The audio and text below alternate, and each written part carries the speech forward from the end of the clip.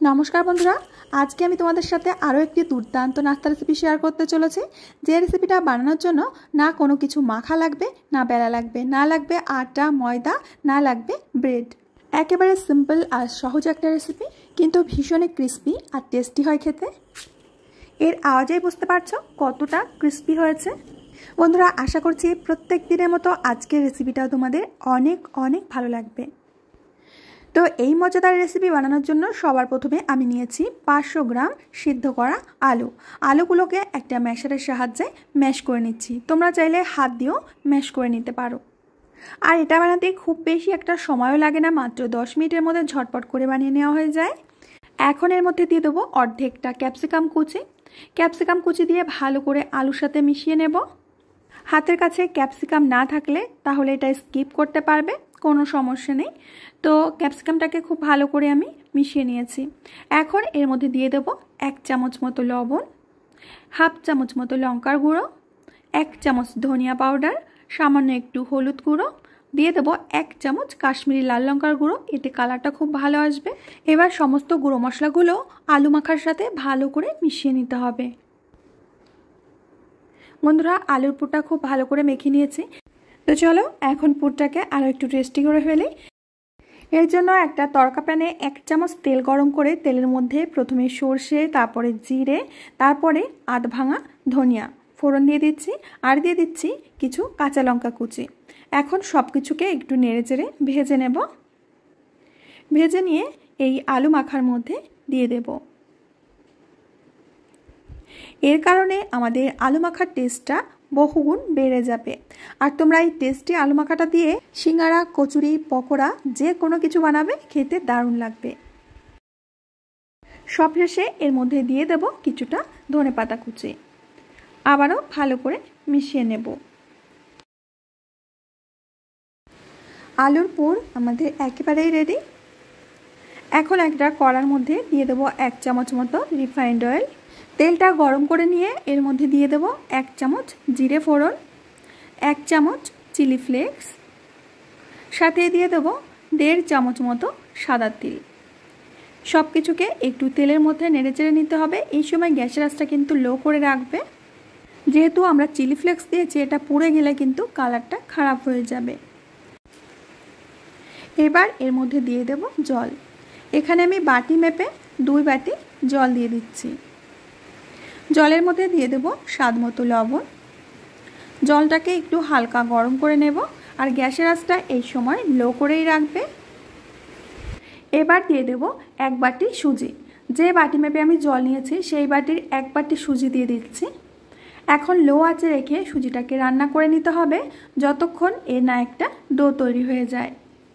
গ্যাসের ফ্লেম এখানে হাই বা মিডিয়াম করতে যাবে না, তাহলে কিন্তু সুজির জল তাড়াতাড়ি শুকিয়ে ডোটা শক্ত হয়ে যাবে আর খুব তাড়াতাড়ি টেনে যাবে, সুজিটা সিদ্ধ হবে না। তো লো আঁচে রেখে ধীরে ধীরে সুজিটাকে রান্না করে নিতে হবে। আর বন্ধুরা তোমরা দেখতেই পাচ্ছ সুজির ডোটা কড়াই থেকে উঠে আসছে। এই সময় দিয়ে দেব বেশ কিছুটা ধনেপাতা কুচি। এবার সুজির ডোয়ের সাথে ভালো করে মিশিয়ে নেব। সাদা তিল আর ধনেপাতা দিলে এর লুকসটা বেশ ভালোই আসে। সুজির ডো আমাদের রেডি। এখন এটা ঢেকে কিছুক্ষণের জন্য রেখে দেব, যাতে সুজিগুলো ভালো করে সিদ্ধ হয়ে যায়। এদিকে আমরা যে আলুটা মেখে রেখেছিলাম, আলুর স্ট্যাফিংটা তৈরি করেছিলাম, সেখান থেকে 1 চামচ করে নিয়ে নিচ্ছি। আর 1 চামচ করে নিয়ে এরকম হাতের মধ্যে গোল পাকিয়ে নেব। তারপরে এটাকে চৌকো শেপ দিয়ে নেব। যেহেতু আমি স্কোয়ার শেপে নাস্তাগুলো বানাবো, তো স্কোয়ার করেই আমি আলুর স্ট্যাফিংটা তৈরি করেছি। তো একে একে সবগুলো আমি তৈরি করে রেখে দিচ্ছি। এদিকে আমাদের সুজিটা এতক্ষণে সিদ্ধ হয়ে গেছে। এবার কড়াই থেকে একটা প্লেটের মধ্যে নামিয়ে নিচ্ছি।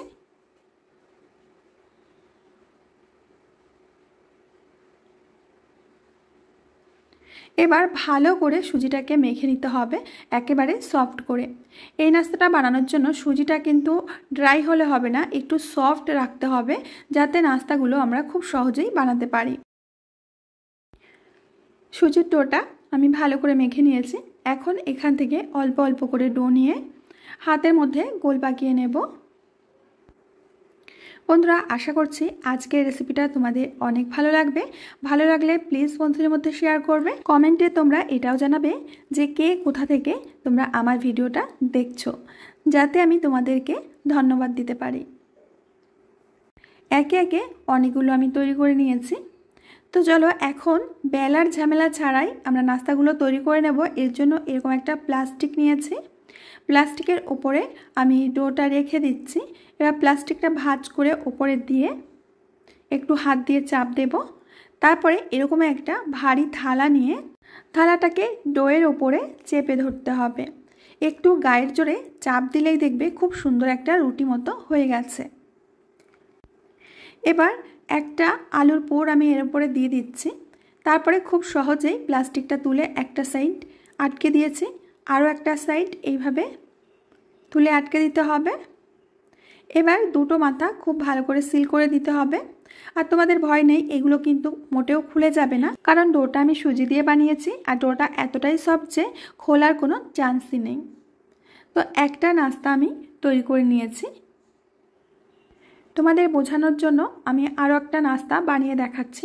প্রথমে কাগজে এইভাবে ভাঁজ করে একটু হাত দিয়ে চাপ দিতে হবে। তারপরে একটা থালা দিয়ে ভালো করে একটু প্রেস করলেই একটা রুটির মতো হয়ে যাবে। তারপরে এর মধ্যে পুর দিয়ে খুব সুন্দর করে সিল করে দিলেই হয়ে যাবে। আর একটা কথা বলি, এই যে সুজির ডোটা আমরা মেখেছি আর প্লেট দিয়ে যে রুটি মতো বেলছি, মানে বেলার মতো হচ্ছে, এটা দিয়ে তোমরা লুচি করেও খেতে পারো। লুচিগুলো যেমন হবে ফুলকো তেমন হবে সুস্বাদু নরম তুলতুলে।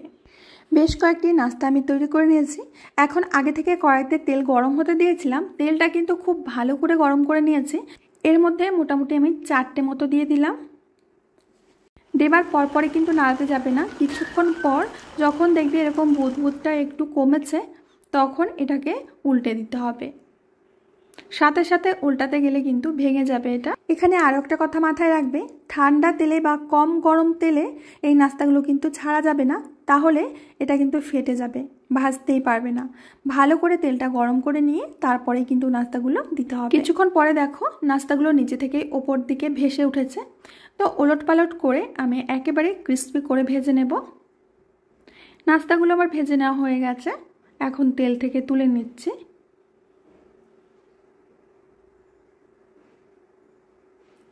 একইভাবে তেলটাকে আরও একটু গরম করে নিয়ে আবারও কিছু নাস্তা দিয়ে দেব।